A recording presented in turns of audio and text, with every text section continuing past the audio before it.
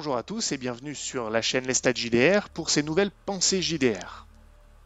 Je vais commencer par être honnête avec vous, j'ai déjà enregistré cette vidéo qui durait 30 minutes, ce qui va au-delà de la limite bien au-delà d'ailleurs, de la limite que je m'étais fixée pour ce format. Et j'ai décidé que pour une fois, j'allais me tenir à quelque chose de plus concis. Donc, je refais ces pensées JDR en étant un petit peu plus précis, quitte à renoncer à certains arguments et sujets que je voulais aborder. Notamment en plus parce que je vais encore revisiter deux aspects dont on parle beaucoup sur la chaîne en ce moment, à savoir le partage narratif et l'improvisation, mais sous un angle un peu différent. Il est vrai que j'en débat beaucoup, hein. J'ai encore un café JDR qui devrait sortir prochainement, très prochainement, avec Pilule Rouge, donc Christophe de la chaîne Pilule Rouge. Bien que là, je suis plus dans l'écoute et le questionnement sur sa vision. Et je sais d'ailleurs pas si je vais... quelle vidéo entre ce café JDR ou celle-ci va être postée en premier, nous verrons bien. En tout cas, je parle beaucoup du sujet, c'est vrai, et ça me fait réfléchir. Quand un sujet me tient, il ne me lâche pas. Et j'en parle beaucoup à la fois dans les cafés JDR et même hors champ. Notamment dans les commentaires, j'ai un abonné Chambly qui lui aussi a l'air de beaucoup aimer philosopher et argumenter sur le jeu de rôle. Il a sorti des arguments très intéressants et tout ça, ça me fait réfléchir. Et à travers toutes ces discussions que j'ai en ce moment dans la communauté rôlistique, quelque chose d'assez amusant est apparu. Il faut savoir que je me suis toujours considéré comme ce qu'on pourrait aujourd'hui appeler un narrativiste, à savoir que j'ai toujours mis l'histoire au centre de mes parties de jeu de rôle, l'histoire, les intrigues, les personnages, leur évolution, même psychologique, tout ça passait avant les règles et la tactique, c'est vraiment ce qui m'intéressait. Et ce, bien avant l'avènement des PBTA. J'ai été attiré par le jeu de rôle justement pour ça. Ce qui à l'époque pouvait être un peu différent de ce que je voyais régulièrement dans le jeu de rôle, qui était plus traditionnel. Mais c'est donc pour ça que lorsque j'ai découvert les PBTA, sans doute un peu plus tard que d'autres d'ailleurs, j'ai vu leur existence comme une excellente chose, puisque les PBTA, donc jeux propulsés par l'Apocalypse, qui ont tendance à mettre la narration au centre des parties, justement théorisaient cet aspect et ont pu amener des gens à épouser cette vision du jeu de rôle. Non pas qu'elle soit supérieure à une autre, mais en tout cas, c'est une vision que j'affectionne, et donc j'étais content de voir que plus de gens allaient vers cette idée du jeu de rôle. Je trouvais ça très bien. Et je suis à présent beaucoup au contact de gens qui sont des tenants de cette manière de jouer.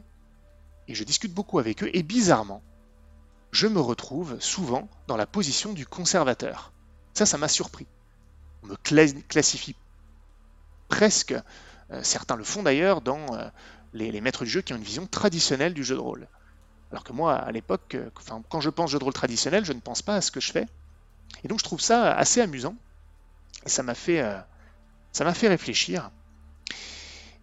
Et je trouve qu'il y a pu avoir une dérive de la mouvance PBTA, justement, narrativiste. C'est presque devenu une mouvance sur certains aspects qui a voulu s'octroyer certains termes. Alors je ne vise personne, attention, que personne ne se sente offensé, je parle en termes assez généraux.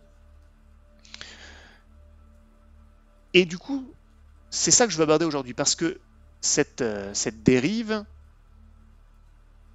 se trouve, selon moi, sur deux plans majeurs, à savoir l'improvisation et le partage narratif. Je vais donc commencer par l'improvisation. J'entends beaucoup, comme une petite musique, de la part donc de ces tenants-là, un peu de cette mouvance, que l'improvisation, le jeu improvisé, en tout cas le maître de jeu qui se repose principalement sur l'improvisation, par opposition à la préparation, va en fait laisser beaucoup plus de liberté au joueur de par le fait qu'il peut rebondir sur tout et improviser. Alors qu'on s'entende, comme le disait très bien Chambly, donc, qui est un de mes abonnés, aucun MJ n'est entièrement un improvisateur, et aucun MJ est entièrement un préparateur. C'est-à-dire qu'on oscille souvent entre ces deux extrêmes-là, mais c'est vrai qu'il existe des tendances.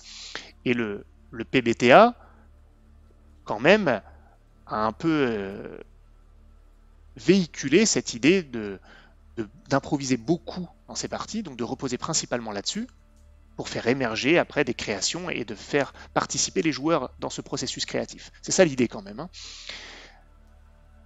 Et on a l'impression maintenant que si on ne se repose pas principalement sur cette improvisation, si on prépare beaucoup, alors on laissera beaucoup moins de possibilités aux joueurs de choix, ça sera forcément plus dirigiste. Préparation égale dirigisme maintenant, dans la bouche de certains tenants de cette mouvance. Et ça, je trouve que c'est entièrement faux. Pour le coup, là, je vais vraiment me positionner de manière assez frontale. Je suis en désaccord puisque je pense même que c'est exactement l'inverse. Je m'explique. En théorie, c'est vrai, si on ne propose que quelques éléments existants aux joueurs, peuvent faire ce qu'ils veulent au-delà de ça et on va le créer. Donc on peut réagir à tout. Sur la théorie, ça a l'air pas mal comme ça. Mais dans la pratique, et de mon expérience, les joueurs ont tendance à réagir et interagir avec ce qu'ils connaissent, avec l'existant. Ils ne vont pas naturellement aller dans le brouillard de guerre noire qui se trouve autour des quelques éléments qu'a déjà donné le maître du jeu. Ça ne veut pas dire qu'ils ne feront pas des choses inattendues, mais ils les feront au regard de ce qu'ils ont vu, de ce avec quoi ils interagissent, et ils interagiront avec ce qui a été présenté. Ce qui veut dire qu'un MJ qui se base principalement sur l'improvisation, par définition, aura peu de choses de présenter au départ. Et donc ça veut dire que les choix des joueurs, en tout cas la zone de choix, zone au sens large, pas que géographique, qui se présente à eux, va pas être si large que ça.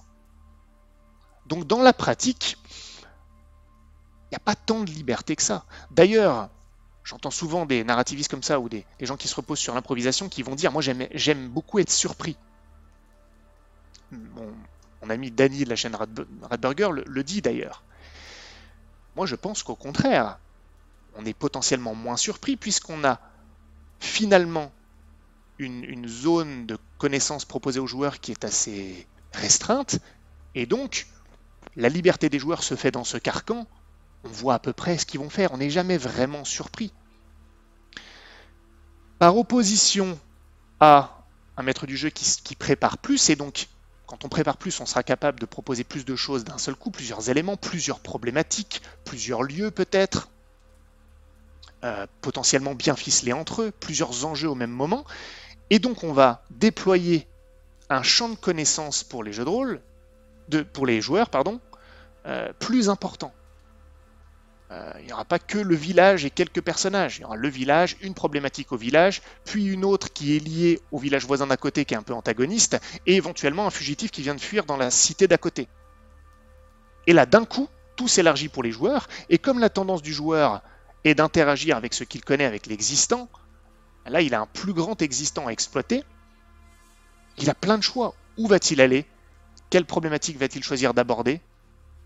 Dans quel ordre? Et surtout comment. Plus il y a d'éléments, potentiellement donc préparés parce qu'il faut que ça reste cohérent, donc une préparation devient nécessaire. On ne me fera pas croire que l'improvisation permettra une complexité aussi importante qu'une préparation, en tout cas compétence égale de MJ. Et donc ça offre beaucoup plus de choix, beaucoup plus de liberté réelle dans la pratique.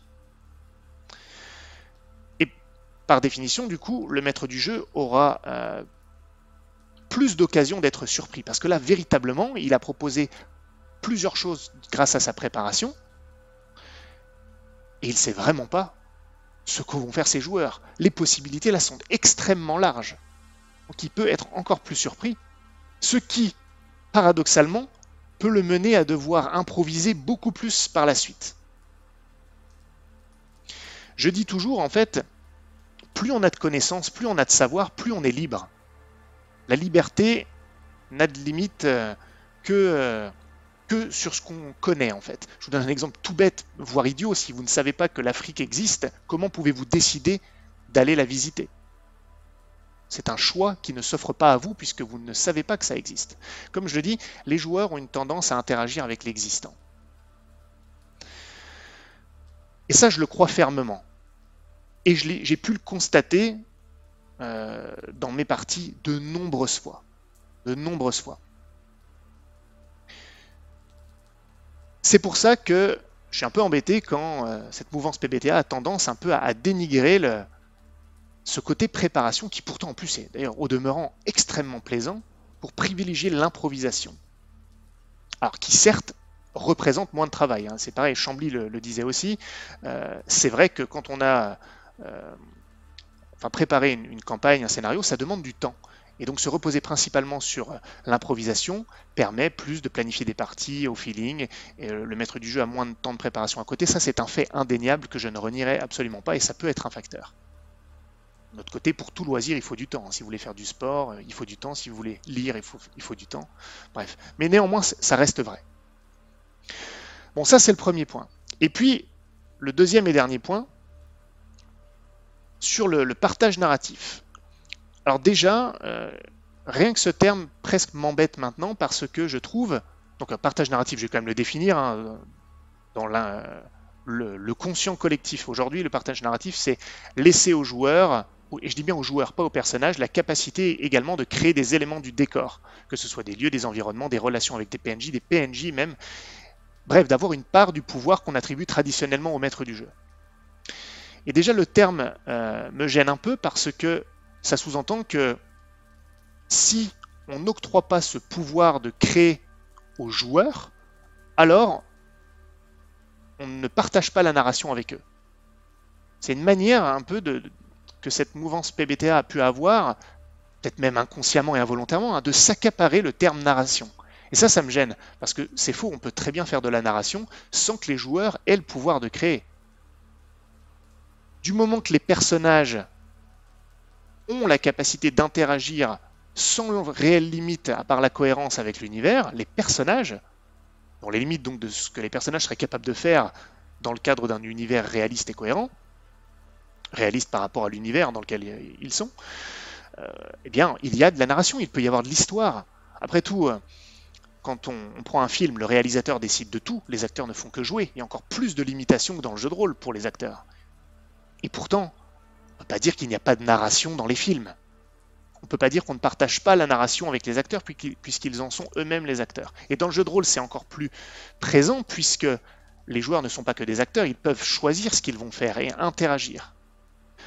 Donc, déjà, cette accaparation du terme narratif me gêne un peu. Mais bon, là, pour le coup, c'est de la sémantique.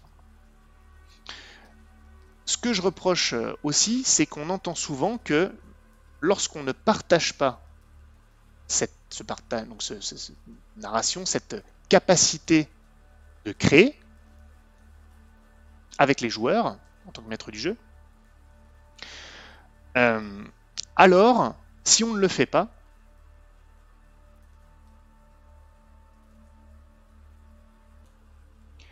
les joueurs seront nécessairement passifs et dépendants du maître du jeu pour faire avancer l'histoire. Et là, c'est pareil, je ne suis pas d'accord. Alors, je vais quand même pondérer. On m'a dit il n'y a pas longtemps, effectivement, si les joueurs savent plus trop quoi faire, ça peut arriver. Hein, bien, tout va revenir au maître du jeu, c'est-à-dire il va avoir la responsabilité d'essayer d'insuffler un peu un souffle à l'histoire. Les joueurs ne pourront plus passer outre le fait qu'ils sont bloqués en créant eux-mêmes. Ça, c'est vrai. Moi, ça ne me gêne pas, parce que c'est effectivement, selon moi, le rôle du maître du jeu de savoir un petit peu orchestrer tout ça et savoir quand insuffler un peu de souffle à son histoire, quand ça se tasse, parce que parfois les joueurs sont bloqués, savent plus quoi faire, sont en manque d'inspiration. Mais l'inverse peut être vrai aussi. Hein. Et parfois, ce sont les joueurs qui vont relancer l'histoire. Et c'est pour ça que je ne suis pas d'accord sur le fait que si on ne fait pas de partage narratif, au sens PBTA du terme, alors seul le maître du jeu est réellement actif et proactif et les joueurs ne sont qu'en réaction. Ça, c'est faux. Moi, je vois dans mes histoires, je peux en avoir de deux types, en tout cas deux types de problématiques. Effectivement, il y a des problématiques qui apparaissent et qui nécessitent que les joueurs réagissent. Quelqu'un qui se dirige vers eux et les aborde, eh bien, que faites-vous? Ils vont être en réaction. Quelqu'un qui les attaque, ils seront en réaction. S'ils subissent un événement, effectivement, ils sont en réaction. Ça peut arriver, ça peut être très plaisant.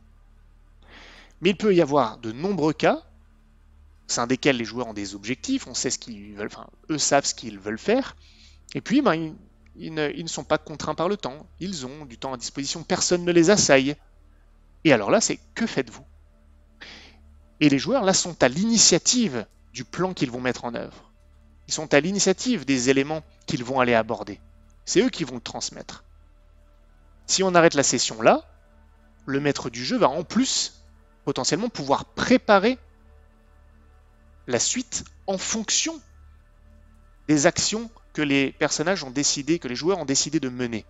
Puis si c'est pas la fin de la session, ben, pour le coup, il va devoir l'improviser potentiellement, mais ça peut être plus facile justement parce qu'il est déjà préparé, donc il va les puiser dans l'existant. Vous voyez ce que je veux dire? Mais dans les deux cas, vous voyez que je n'exclus pas en plus la possibilité d'improvisation, je ne l'ai jamais renié.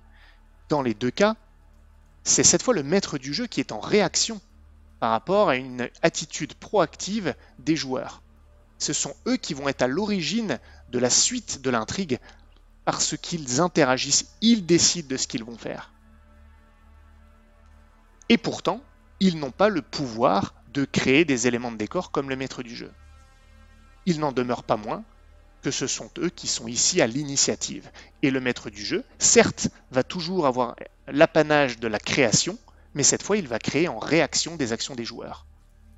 Donc ce que je veux dire par là, c'est que les joueurs, même s'ils n'ont pas le pouvoir de créer, ils ont quand même un pouvoir au sein même du jeu, qui peut être très important et bousculé. Et cet aspect-là est un peu trop nié à mon goût dans cette mouvance narrativiste PBTA, de laquelle pourtant je tends à me réclamer bien souvent lorsqu'il s'agit de dire que l'on met l'histoire au centre des parties. Voilà, je pense m'arrêter là pour respecter le format. J'espère que ça vous a intéressé, même si on a abordé à nouveau des sujets déjà discutés précédemment. Ça va bientôt changer, là il y a d'autres sujets qui ne devraient pas tarder à sortir. En tout cas, si vous avez apprécié, n'hésitez pas à vous abonner. Comme je le dis toujours, ça aide la chaîne, surtout à ses débuts. Et puis, n'hésitez pas à commenter, même si vous êtes en désaccord complet. C'est toujours très intéressant et je ne manquerai pas de vous répondre dans les commentaires. Je vous remercie pour votre écoute et je vous dis à très bientôt.